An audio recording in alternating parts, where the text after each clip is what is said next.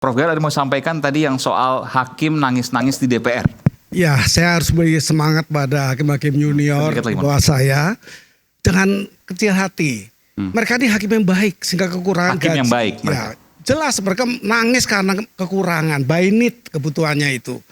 Nah, kalau dibandingkan dengan dosen ya di perguruan tinggi, tidak pernah nangis katanya.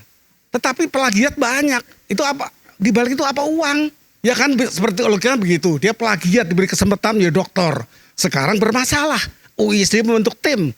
Nah, artinya memang tidak pernah nangis, tapi juga melakukan penyimpangan-penyimpangan. Yaitu artinya jangan kecil hati para hakim muda. Ya. Tetap berjuang karena gaji kecil bisa naik. Yang betul-betul tidak punya urat malu kan yang melakukan penyimpangan.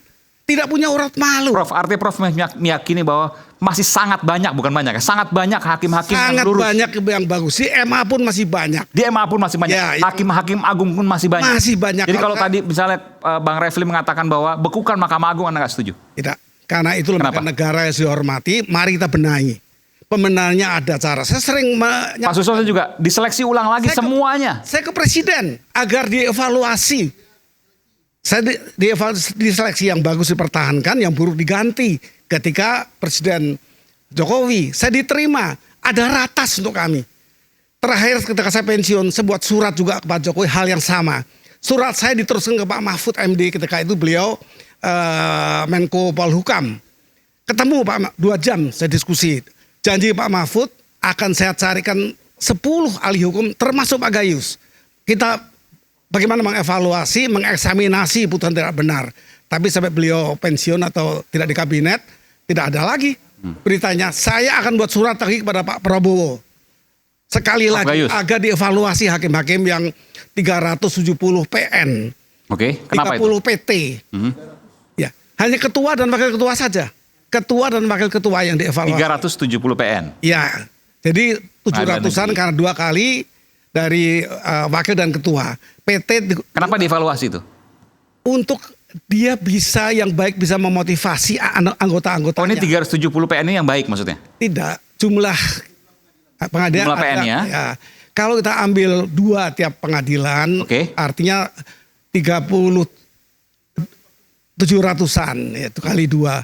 Di PT itu ada 2, di PT dan KPT 30 kali 2, 60. Cuma itu, MA itu ada 10 pimpinan. Dievaluasi juga. Nah, itu usulan saya diterima oleh Pak Mahfud. Beliau janji sama saya akan kumpulkan 10 ahli hukum di Indonesia, termasuk Pak Gayus. Mari kita lakukan, apakah bisa dievaluasi dengan cara begitu.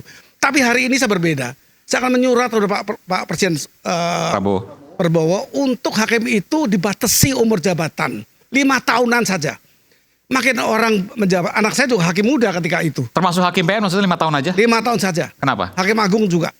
Nah, untuk membatasi masa jabatan yang panjang itu juga banyak penyimpangan timbul di pikirannya, kekuasaan yang sampai 32 tahun PN itu. Ada yang satu hakim di PN 32 tahun? Ya. Kemudian di PT juga sama, di PT ke PN. Ini mesti. Tapi di Hakim Agung kan panjang semua masa jabatannya. Hakim Agung saya 7 tahun. Cukup panjang. Yang lain ada 5 tahun, ada 6 tahun. Tapi yang muda masuknya juga ada sampai belasan tahun. Itu pun 5 tahunan saja. Dievaluasi kemudian baik diteruskan. Yang tidak baik kembalikan ke kementerian-kementerian di bidang hukum.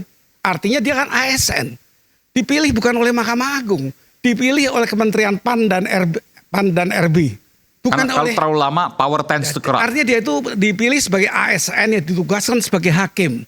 Disebut jabatan hakim. Itu ASN sebenarnya. Kembalikan ke ASN yang lainnya. Itu maksud saya.